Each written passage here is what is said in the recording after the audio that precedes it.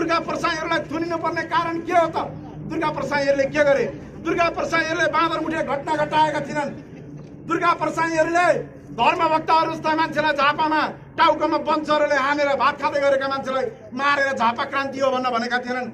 दुर्गा प्रसाईहरूले 17,000 मान्छे मारेर त्यसको रगत पसिनामा लतपत गरेर सत्ताको चुलीमा रमाउने काम गरेका थिएनन्। दुर्गा प्रसाईहरू त कारावास उठाएका थिए। दुर्गा प्रसाईहरूले बाहिर विदेशमा अलपत्र परेका लासहरू लिएर आएका थिए।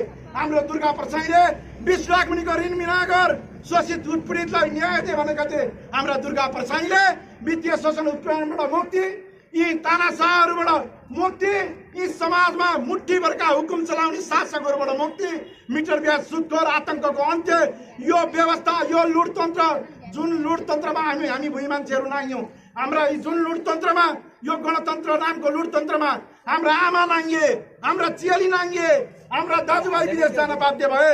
यो व्यवस्था हटाऊ, शान्तिपूर्ण तरिकामा राज संस्था लिएर आऊ, राम राज्य राज संस्था लिएर आऊ र हिन्दू अधिराज्यको घोषणा गरौँ। देशलाई हामी धार्मिक बनौँ, सहिष्णुता बनौँ, एकले अर्कालाई हात मिलाउने, एकले अर्कालाई बाँच्न पाउने, एकले अर्कालाई सम्मान गर्ने पाउने वातावरण बनोस् भनेर भने आऊ। दुर्गा प्रसाईलाई यसैका लागि पक्राउ गरे आऊ।